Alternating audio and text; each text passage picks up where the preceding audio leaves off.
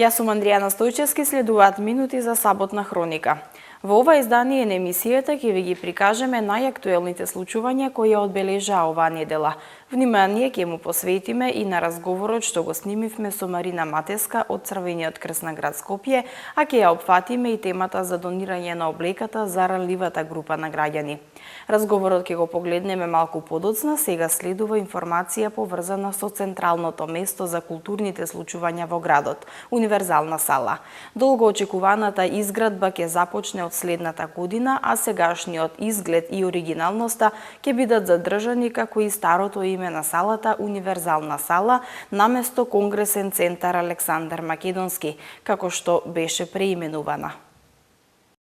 Универзална сала се враќа во градот. Нејзината изградба треба да започне од следната година, со што повторно овој значаен објект за Скопје ќе биде централно место за сите културни случувања, под истото име како од пред 3,5 години – Универзална сала. Ова денеска го најави градоначалникот на град Скопје Петре Шилегов на подпишувањето писмо за намери за заедничко финансирање во изградбата со Министерството за култура, преку кое се дефинираат активностите за унапредување на културата во Скопје. Шилегов посочи дека реконструкцијата на салата уште од 2009 година била само предизборно ветување, но не биле направени никакви напори за нејзина реконструкција, освен што беше променето името во јавна установа Конгресен центар Александар Македонски, за кое Шилегов посочи дека ќе се промени и ќе се врати старото име Универзална сала, како што всушност сите ја именуваат и по промената на името. На последното 47-о издание на детскиот фестивал Златно славече, градоначалникот Шилегов најави дека јубилеот 50 години од овој фестивал повторно ќе биде во Универзалната сала. Години наназад никој не инвестираше во овој објект. Години наназад Универзална пропаѓа. Инветив на златните славечиња за јубилејниот 50-ти роден ден дека ќе пеат во новата Универзална сала. Инветив на нашите сограѓани дека овој символ на солидарноста ќе го добие својот познат цијај кој што го имаше во минатото. Детските фестивали повторно ќе се вратат во Универзална. Денес на влезот овде во Универзална ја забележав плочата на која што се испишени 35 теземи кои што ја помогнале изградбата на Универзална и на Скопје после земјотресот 1963 година. Последната реченица на таа плоча гласи: овој објект ќе остане како траен символ на меѓународната човечка солидарност во обновата на Скопје по катастрофалниот земјотрес од 26 јули 1963 година. Токму затоа Универзална треба да се врати онаква каква што била. Токму затоа Универзална повторно ќе представува културно средиште на нашиот град. Благодарам. Министерот за култура Роберт Алајозовски посочи дека одличната соработка со град Скопје ќе придонесе да се изгради објект на културата според сите светски стандарди. Предвидуваме Министерството за култура да обезбеди стручна и финансиска поддршка на локалните власти да осмислуваат локални културни политики и среднорочни и долгорочни стратегиски планови за локален културен развој, како и да спроведува мерки за поттикнување на локалните власти да преземат поголема одговорност за одржливоста на локалната културна инфраструктура. Нашата одлична соработка со град Скопје ќе резултира со објект кој ќе се изгради со максимална одговорност кон буџетот и парите на граѓаните, ќе биде максимално функционален, ќе придонесе за уште поголемо раздвижување на културната сцена и реализирање на потребите на граѓаните и истовремено ќе биде гордост на нашиот главен град како што еднаш беше. Изградбата на Универзална сала ќе биде според најсовремени стандарди за безбедност, удобност на гледалиштето и за пристапност до објектот. Изгледот и функционалноста ќе бидат задржани, со дополнителни содржини за културни манифестации. Но колку точно ќе чини, дали ќе биде реконструиран или изграден комплетно нов објект и на колкава површина ќе се простира, се зависи од проектот кој ќе биде избран како најдобар и најефикасен, а во моментов постојат 3 проекта. Шилегов посочи дека до крајот на оваа година ќе бидат завршени сите постапки за од следната без проблем да може да започне изградбата. Универзалната сала, изградена како резултат на светската солидарност и помош, брзо стана центар на сите културни случувања во градот. Златно славече, Бубамара, Скопски фестивал, концерти, представи, промоции, илјадници настани се случија во Универзалната сала, а речи си и да нема уметник, музичар кој не настапувал на оваа сцена. Изградбата на Универзалната сала започнала непосредно по катастрофалниот земјотрес во 1963 година, како трајно одбележување на хуманата акција на дарителите од странство, а официјално започна со работа на 1 јануари 1966 година. Универзална сала е затворена за посетители од март 2015 година, откако се откорнало големо парче од таванот кој е паднало врз седиштата, па од безбедносни причини салата беше затворена за посети. Во училиштата и градинките во општина Газивава се поставени 6 филтри за чиста вода за пиење. За оваа намена годинава општината издвои 600.000 денари. Општина Газивава и понатаму во рамките на своите можности во план е за следната година да постави вакви филтри уште во 8 основни училишта и во останатите објекти на детските градинки. Децата од училиштата и детските градинки во општина Газибава ќе добијат чиста и здрава вода за пиење. Во основното училиште Дане Крапче во населбата Ченто денеска беше поставен филтер или прочистувач за вода. Вакви прочистувачи во изминатите денови се поставени во 3 основни училишта и 3 градинки на територија на општината. Како што информираше градоначалникот Борис Георгиевски, за оваа намена годинава се издвоени 600.000 денари. Како што рече тој, иако водата доаѓа од Рашче, причината за поставување на овие филтри се старите водоводни системи низ кои поминува водата која доаѓа до домовите. Иако водата доаѓа од Рашче и е безбедна, се уште постојат стари водоводни системи, се уште постојат азбестни цевки кои што доаѓаат и до училиштата и до градинките, и од причина што безбедноста и здравјето ни е најбитна, ние се одлучивме дополнително филтрите да ги поставиме заради безбедноста и здравјето на дечињата кои што учат. Градоначалникот Георгиевски додаде дека поставени се филтри во основното училиште 25 мај, Крумтошев и Дане Крапчев, како и во детската градинка во Хиподром во објектот Пони, објект Сонце во населбата Ченто и во објектот Темјанушка во населбата Автокоманда. Општина Газибава и понатаму во рамките на своите можности во план е за следната година да постави вакви филтри и во останатите 8 основни училишта, како и објектите на детските градинки. Во општина Ѓорче Петров се одвива голема акција за асфалтирање на улици. До крајот на мандатот на градоначалникот Александар Наумовски ќе бидат асфалтирани уште 90% од улиците во оваа општина. Да погледнеме во продолжение каде се асфалтираше. Долгогодишниот проблем со неасфалтираните улици во Ѓорче Петров наскоро ќе замине во историјата, а жителите на населените места Волково и Кисела Јабука конечно ќе добијат достојни услови за нормално функционирање. За таа цел, општина Ѓорче Петров започна акција за реконструкција, која што опфаќа асфалтирање и крпење дупки на 33 улици во најкритичните делови од општината.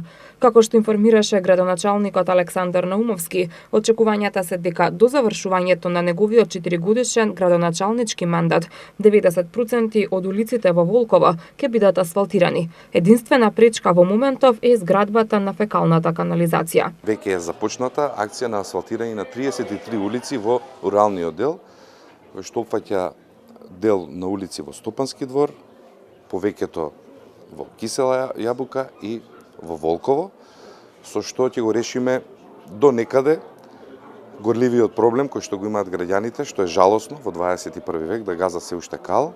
Текот на мојот мандат се надеваме дека 90% од улиците ќе бидат реализирани, односно асфалтирани, меѓутоа претходно треба да биде завршена фекалната канализација, зашто владата одобри дополнителни 650.000 евра за дозавршување и за окружување на овој круцијален проект кој што се влече долги години во општина Ѓорче Петров. Активности за асфалтирање и реконструкција на улици се одвиваат и во урбаниот дел од општината. Во моментов се работи на улицата Знеполе, пошто градижните активности ќе се пренасочат на улиците Алекса Демниевски и Пробиштивска, која, како што посочи Наумовски, е во катастрофална состојба. Во урбаниот дел завршиме со асфалтирање на улица Алекса Демниевски, со поставување и на атмосферска канализација, улица која што 40 години бара жителите да се дозаврши, и во крајна фаза на асфалтирање улица Знеполе, од тој кредит што претходно е земен, кој што го наследивме ние, а кој што го активиравме во делот на програмата за асфалтирање на улици, следи асфалтирање на улица Пробиштивска, која што навистина во катастрофална состојба. Изведувач на работите е јавното претпријатие за државни патишта. Се уште сме во општина Ѓорче Петров. Во продолжение ќе ви го прикажеме одбележувањето на 50 години од карате спортот во Македонија, а Димче Јанковски е прв регистриран каратист во Република Македонија. Когашниот карате клуб Мирче Ацев, а сегашен карате клуб Ѓорче Петров, на свечен начин одбележа 50 години од постоењето на карате спортот во општина Ѓорче Петров.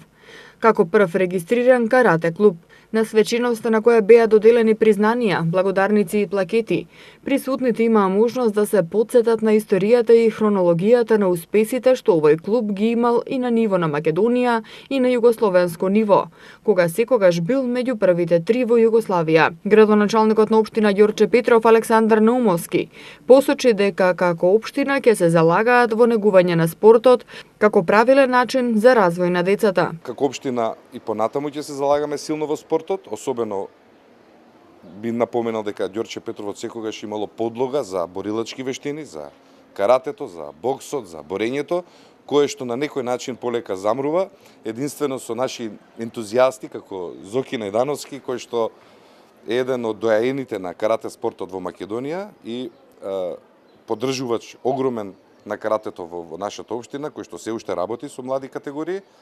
Ќе ги поддржуваме и понатаму заради правилен развој на нашата младина и особено за негување на овој стил на карате бидејќи самиот, како што знаете, спорт е веќе олимписки спорт, така да се надеваме дека Ѓорче Петров ќе изнедри некои нови олимписки прваци во карате спортот. Доајените кои го донеле карате спортот во Македонија потекнуваат токму од општина Ѓорче Петров.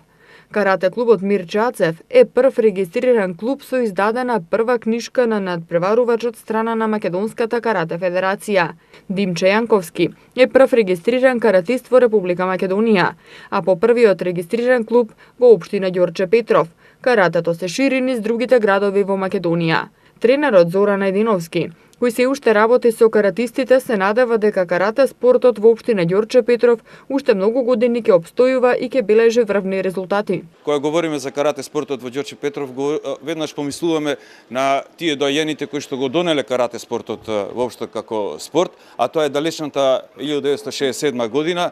Почнува да тренират во Партизан 3, 68 година од непознати причини Партизан 3 нема веќе тренинзи, не обавуваат карате тренинзи во Партизан 3, се префрлат во Партизан Ѓорче Петров. И така септември месец се регистрира карате клубот Мирче Ацев, значи далечната 68 година и нормално ова е за нас јубилеј 50 години и горди сме на сето тоа. Плановите се големи, нормално овој карате спорт ќе опстојува како многу други спортови на ниво на општина Ѓорче Петров, нормално со благодарение на првиот човек кој што има слух воопшто за спортот, не само за карате спортот. Според тренерот Најдановски, најзастапени и најголем интерес има од најмладите, но има и по возрастни категории. Сепак, овој спорт ќе продолжи да опстојува на ниво на општина Ѓорче Петров. Се изготвуваат развојни програми и ќе се преземат сите активности за да живее овој спорт и да бележи видливи резултати во Македонија и на меѓународно ниво. Според последниот попис, град Скопје има повеќе од 500.000 жители, а урбаната безбедност е од големо значење за град со толков број на жители. Град Скопје во изминатиот период со зголемена контрола и во сообраќајот и во училиштата се обидува да превенира состојби кои ја загрозуваат личната безбедност. Скопје е релативно безбеден град за живење, изјави градоначалникот на град Скопје Петре Шилегов во рамките на отворените денови на Факултетот за безбедност во Скопје. Овој факултет во изминатиот период привлекува големо внимание кај средношколците за продолжување на високото образование. Во рамките на отворените денови беше потпишан меморандум за соработка помеѓу градот Скопје и Факултетот за безбедност, а идејата на меморандумот е во соработка со факултетот да се изработат механизми за безбеден град и да биде, како што рече Шилегов, спокоен за пензионирање. Според последниот попис, град Скопје има повеќе од 500.000 жители, а според некои неофицијални податоци тие се некаде повеќе од 700.000. Урбаната безбедност е од големо значење за град со толков број на жители. Градот Скопје во изминатиот период се обидува да превенира состојби кои ја загрозуваат личната безбедност со спроведување на позачестени сообраќајни контроли, со поголема контрола на јавниот ред и мир, а намалени се и нападите на јавните градски автобуси. Шилегов истакна дека безбедноста која ја даваат безбедносните органи е скалило на урбаната безбедност, а тоа подразбира. Зборуваме за безбеден јавен транспорт, безбедни сообраќајници, безбедни велосипедски патеки, безбедност на софтверски системи преку кои што може да дојде до нарушување на секојдневието на граѓаните. Секогаш кога зборуваме за безбедност во урбаните заедници, немојте да размислувате исклучиво за личната физичка безбедност. Затоа и напоменав дека треба да се запознавате со правилата на игра во сообраќајот, правилата на игра во однос на социјалните мрежи, во однос на поведението во јавниот транспорт, бидејќи сето тоа на извесен начин, кога ќе го гледате како еден сегмент, не е ништо друго освен вашиот безбеден ден. Во 2011 година во градот Скопје се случија серија на инциденти, особено во училиштата и во јавните градски автобуси. Тогаш полицијата превземала повеќе превентивни мерки. Во рамките на овие превентивни мерки е извршено истражување помеѓу учениците. Професорката Марина Малич-Саздовска рече дека во рамките на тие мерки се обезбедувањето на училиштата од страна на агенциите за обезбедување, од причина што самите ученици барале да се превземат поригорозни мерки во училиштата, како и да се направат конкретни мерки за секое училиште. На прашањето колку учениците се чувствуваат безбедни, поголемиот број на одговори бил дека тие се чувствуваат побезбедни кога проблемот ќе го кажат во кругот на учениците, отколку на професорите. Врз основа на овие добиени резултати, ние можеме да донесеме два заклучока. Прво да донесеме општи заклучоци за евентуално изработување на стратегија за сузбивање на насилството во училиштата. Меѓутоа можете со базата на податоци кои што има Факултетот за безбедност да направиме и поделни мерки за секој училиште конкретно. Значи тоа сметам дека би било од голема корист, бидејќи веќе ние ги имаме констатирано криминогените жаришта, ги имаме констатирано слабостите и сега можеме да предложиме модел за надминување на тие слабости. Професорката Малич-Саздовска се надева дека оваа соработка со градоначалникот Шилегов ќе продолжи во иднина, бидејќи и двете страни имаат исти интереси, а тоа се безбедни училишта и безбедни ученици.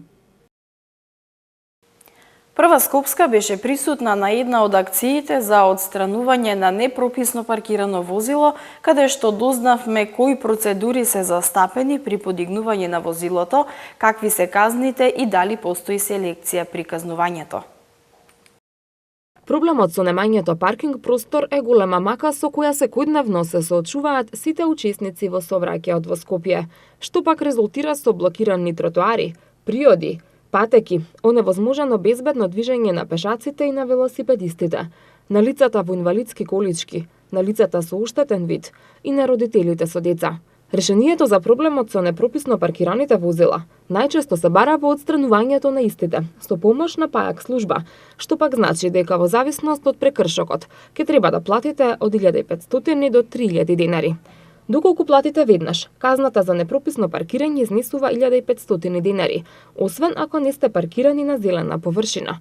А доколку возилото го подигнете од депото на пајак службата, за истото ќе треба да платите 2500 денари. Екипата на Прва Скопска излезе на терен со вработените во пајак службата, со цел одблиску да ви прикаже како изгледа акцијата за подигнување на непрописно паркирани возила.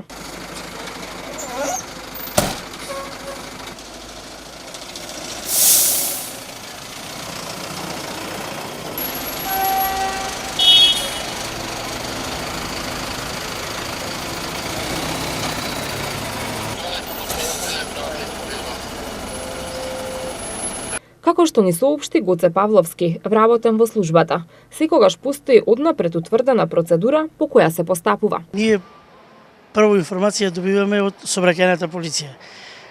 Со нас има полицаец и постапуваме стриктно по негова наредба. Додека не издае тој наредба, ние сами не подигаме возило. Кога ќе издае наредба, ние постапуваме по неговата наредба. Го подигаме возилото со мојот колега помошникот на возач, го подигаме возилото и го носиме во депото на ПАЕК служба. Има ли никаква процедура, дали при подигањето го фотографирате автомобилот за да се утврди дали имало никакви изгребаници или било какви оштетувања за потоа да ни се случи да бидете ви обвинувани? Да, при подигање на секое возило, сообраќајниот полицаец го фотографира возилото како доказ кај било паркирано. Сите оштетувања се фотографирани и после се постапува за подигање на возилото. Неретко вработените во ПАЕК службата се соочуваат и со проблеми кои ги создаваат санкционираните возачи. Често вербални, а никогаш се случуваат и физички пресметки. Колнење и псување ни се едни од основните така секојдневни изречици на македонскиот народ. Ама више тоа е секој отрпната работа. Го прашавме Гоце и дали доколку се појави сопственикот на автомобилот и замоли за разбирање, ќе му ја простат грешката. Да ја простиме не можеме да ја простиме затоа што ме отпочната работа со специјалното возило, има можност сопственикот да наплати на лице место и да му се ослободи возилото. За ПАЕК службата секој има по нешто да каже. Не биле праведни. Го земале автомобилот само 1 минута по паркирањето. Немале разбирање. И најчесто слушнат муабет е дека селективно ги креваат возилата. Ние сакавме да слушнеме дали има вистина во тоа што се зборува. Тоа не е вистина. Возниот парк во Скопје сега и пред 20 години не е ист. Сега више 80% све се луксузни коли, така да таква работа нема. Покрај основната улога на ПАЕК службата, камионите ПАЕК имаат и друга, општо корисна улога за која многу малку се зборува. Покрај тоа што ги подигнувате непрописно паркираните возила, вие вршите една навистина интересна и општо корисна работа која ве повикуваат доколку некое возило е во дефект. Може ли да ни кажете зашто станува збор? Да, тоа е повик на трето лице. Доколку возилото е оштетено, сообраќајка нема тркало или е мењач скршен, кој не може шлеп службите да го отстранат, тогаш не повикуваат нас. Денеска можеме да забележиме голем број на возила тука во депото на ПАЕК службата. Се случува ли некое возило да биде долго време овде и да не дојде сопственикот да си го земе? Па има некои возила, тоа се подигнати претежно опоменети по месец дена два што стоат и по пријава на граѓани од паркинзите се тие земени претежно и доаѓаат после месец два кој некој може и да се погоди да не тука у странство, ќе дојде после месец дена и си го подига возилото. Она што е исто така важно да се спомене дека многу често сте ангажирани при дислокација на возила во одредена ситуација, кога има никаков надпревар можеби, кога има никаков митинг. Што се случува во таа ситуација? Дали собствениците на возилата и тогаш плаќаат за да си го земат возилото? Па да, се случуваат утакмици, делегации, тогаш возилата се отстрануваат на други локации, али за тоа собствениците не понесат никакви трошкови. Има евиденција кај се преместени. Собствениците се јавуваат на нашиот телефон и им се кажува кај им е преместено возилото. Тоа е во близина на друг паркинг или друга улица. Исто така како што кажавме претходно, да ги префрламе возилата на друга локација, да не дојде оштетување од гранките или по паркинзите кај што сечат паркови зеленила кај што извршуваат акција или асфалтирање на некоја улица од улици патишта, ние исто така ги дислоцираме возилата. Со цел да превенираме евентуални казни за непрописно паркирање, ве потсетуваме дека најстрого забрането е паркирањето на обележан пешачки премин, на тротоар, крстосница, на места предвидени за паркирање на лица со посебни потреби, на автобуска постојка или на место на кое би го покривало сообраќајниот знак. Посебно треба да внимавате да не паркирате на зелени површини, надвозници и подвозници. Има ли некои локации кои што се најзастапени при подигањето на непрописно паркирани возила, каде најмногу сте, во кој дел од градот?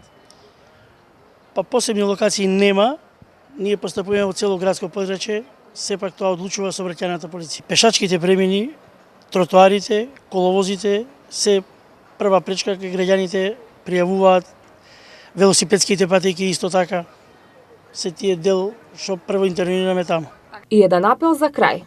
Внимавајте каде паркирате, бидејќи не само што ќе платите казна, туку и затоа што со непрописното паркирање ја загрозувате безбедноста во сообраќајот.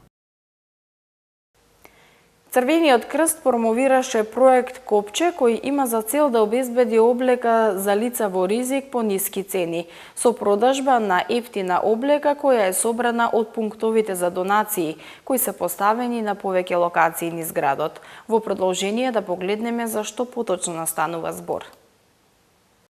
Околу 20 тони облека годишно собира Црвениот крст на Македонија преку пунктовите за облека поставени на неколку локации во Скопје, со што помага на повеќе од 2000 лица во ризик, со цел овозможување на што поголема достапност на облеката до лицата кои се во социјален ризик. Денеска Црвениот крст отвори продавница за донирана облека, која ќе се продава по ниски цени, а ќе биде намената за граѓаните кои не бараат помош, но нивните месечни примања не им дозволуваат да купат скапа облека.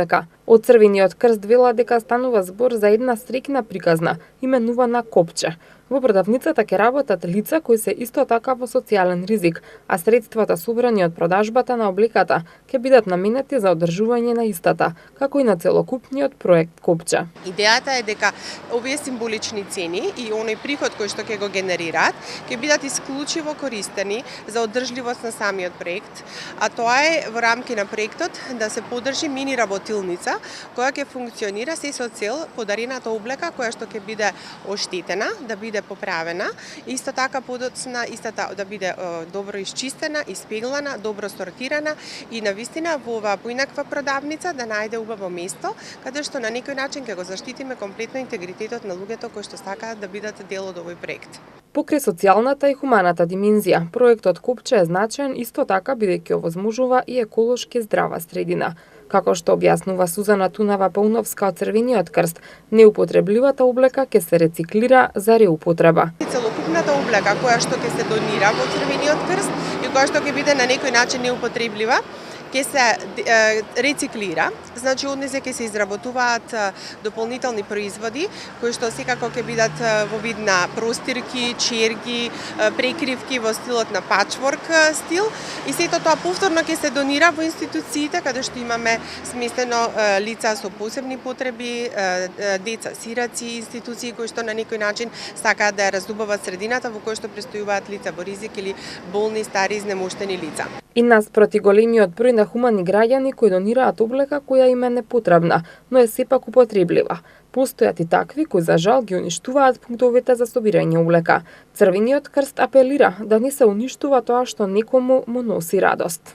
Во моментот кога некоја парче облека веќе нема да биде за нас употребливо, а сепак ќе има корисна вредност, да го донираат во тој момент, а не да се чека да тоа комплетно биде неупотребливо. Исто така апел до сите кои што на некој начин се делот од овој проект и донираат облека во Црвениот крст, малку повеќе да се грижиме за контейнерите кои што се поставени широм градот Скопје, значи да делуваме на свеста на таа група граѓани кои што честопати ги демолираат овие контейнери, значи едноставно сме отворени за соработка се со цел се она што го правиме како дополнителна вредност на нашиот град, сите да го почитуваме и да се грижиме за тоа.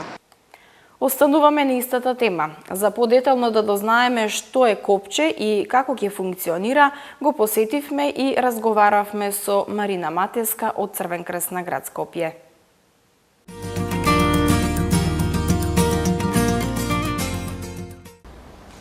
Во рамките на Црвен крст се отвора Копче. Нов концепт кој ќе овозможи поефикасна дистрибуција на донираната облека и задоволување на потребите на голем број граѓани. Повеќе за Копче ќе не информира Марина Матеска од Црвен крст. Марина, драго ни што прифативте, еве да ги информираме подетално нашите гледачи за овој нов концепт Копче. Да, Копче е всушност место каде што граѓаните ќе можат да најдат облека за ниски цени. И целта ни беше да го отвориме, значи, ваквиот простор со цел да допреме до што поголем број на граѓани, за да секој си го најде своето парче облека што му е потребно, значи а парчето исто така да си најде свој сопственик и секој да може да раскажува своја приказна. Идејата е да допреми до граѓани кои што во Црвениот крст не се обраќаат заради тоа што заради тоа што едноставно имаат достоинства, а сепак им е потребно да купат облека по ниска цена. Тоа е едната цел која што сакаме да ствариме. Од друга страна, со Копче овозможуваме работни места за ранливите категории, можност за работна интеграција, за стекнување на навики, затоа што Копче ќе биде место каде што граѓаните ќе можат да волонтираат, да стекнуваат навики, вклучувајќи ги тука и ранливите групи кои што нас секојдневно ни се обраќаат за помош, а се работоспособни и имаат потреба да најдат работа, но немаат доволно вештини. Значи го развиваме овој концепт за да пред се бидеме што поблиску до нашите граѓани и им дадеме што поголема поддршка. Добро, ќе ни кажете, еве, кои се вашите крајни корисници? Бидејќи донираната облека која што се донира, или граѓаните што ја донираат, сепак крајни корисници? Ја би кажала повеќе приоритетни корисници, значи да, крајни корисници ни се најранливите, за нив постоиме и тие се први кои што треба да имаат задоволено сопствените потреби за облека. Тоа се луѓето кои што се болни, луѓето кои што се мигранти, жртви на насилство, значи во дадена ситуација се во многу неповолна состојба или пак на пример има опожарени и поплавени и така натаму. Бездомниците ни се исто така една од силните групи за кои што постоиме и за нив не секогаш е најсоодветно парчето облека кој што граѓаните го донирале. Сметаме дека со овој концепт ќе овозможиме да обезбедиме одредени приходи кои што баш ќе бидат користени за да задоволуваме ваков тип на потреби. Например, значи долната облека е ништо што никој не го донира и не треба, меѓутоа ние треба да го набавуваме за нашите корисници и ред други потреби. Овие луѓе кои што сега ги набрав што се од ранливите категории секогаш ќе може да дојдат во Црвен крст и врз основа на проценка како и досега да добијат ваучер, значи за бесплатно да си изберат облека во пункт кој што е наменет за тоа. Во Копче ќе може секој да дојде и да придонесе. Како ја дистрибуирате облеката до крајните корисници и оние кои што навистина имаат потреба од неа? Дистрибуцијата е различна. Значи, како што спомнав, еден од начините е да им дадеме ваучер, а потоа тие да дојдат и да се изберат во пунктот за облека. Друг начин е секако да ни се обратат институции каде има згрижено луѓе со различни ризици и во тој случај ние носиме големи количини на облека во различни институции како што се Завод за демиркапија, значи за лица со посебни потреби, психијатриските болници, домовите за деца без родители и така натаму. И секако сме отворени за нови идеи доколку има или пак многу нови потреби. Како можат граѓаните да донираат облека или не само облека, нели се што имаат за донирање, за се што имаат потреба крајните корисници или ранливите групи на граѓани? Ние веќе имаме долгогодишен воспоставен систем на донирање. Граѓаните можат во просториите на Црвен крст да се обратат да донират. Ги ставивме пред неколку години, поставивме контејнери. Контејнерите секојдневно обезбедуваат донации. Минатата година повеќе од 20 тони облека обезбедивме преку контејнерите. Она што сега ново го нудиме за граѓаните да донираат и во самиот простор на Копче. Меѓутоа да сакаме повеќе да посветиме внимание за тоа како се донира, што е потребно луѓето да донираат, да тоа биде навистина чиста, уредна, средена облека која што со љубов ќе ја подарат. Значи не да биде тоа нешто што е со флеки, со искинато или неупотребливо. Верувајте дека имаме многу од оваа облека која што е комплетно неупотреблива и се донира и би сакале повеќе да зборуваме и на оваа тема. Така. Ќе ни кажете, спомнавте дека имате обезбедено контејнери за донирање на облека, на кои локации се поставени? Ги има на повеќе места во градот. Во Карпош има кај Сити Мол и во Црвениот крст на Карпош. Во центарот на градот имаме кај зградата на Црвен крст на Македонија. Даре Џамбас има 2 контејнери, потоа во Кисела вода кај општината, во автокоманда во паркот, Чаир има, значи кај Црвениот крст на Чаир. Значи навистина гледавме да уфатиме што поширок круг на локации каде што може да се донира. Така, и веќе ни кажете дали дали има интерес од страна на граѓаните за донирање на облека, па еве и на други работи, се што е потребно за ранливите групи на граѓани? Има интерес, има потреба од многу повеќе посветено работење на оваа тема. Затоа и сакаме, значи се радуваме на овој нов концепт, значи затоа што ќе имаме цел тим кој што посветено секојдневно ќе работи, за да може да ја прифати соодветно облеката, соодветно да ја селектира и потоа соодветно да се дистрибуира до крајните корисници. И се надевам искрено и на сите иницијативи кои што се даваат и од другите граѓански организации, други граѓански иницијативи од самите граѓани да не побараат, да заедно работиме и да создадеме еден навистина ефикасен систем на употреба на облеката и дистрибуција. Така, а каде може да ве добијат граѓаните доколку имаат потреба да ве побараат, нели еве, за некој совет или некоја консултација? Значи, функционира Facebook страна која се вика Копче, многу лесно може да ја најдат, таму ги има сите информации и секако во секое време може да ни се обратат преку Facebook страната, исто така и на телефонскиот број 3139 578 Црвениот крст на град Скопје е отворен секогаш да добие повици и разговара со граѓаните. Така. И еве уште само за крај ќе ни кажете зошто Копче? Од каде го најдовте името? Да, Копче е име кое означува символично поврзување. Поврзувањето навистина ни е како многу потребно во денешно време, да ги поврземе нашите идеи, нашата креативност, нашите капацитети и потенцијали, за да можеме што повеќе да влијаеме во подобрување на нашето живење. Марина, јас ти благодарам за разговорот. Благодарам и на вас.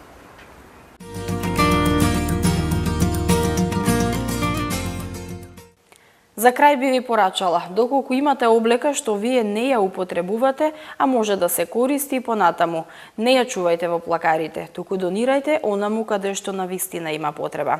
Ве поздравувам и довидување до следното издание.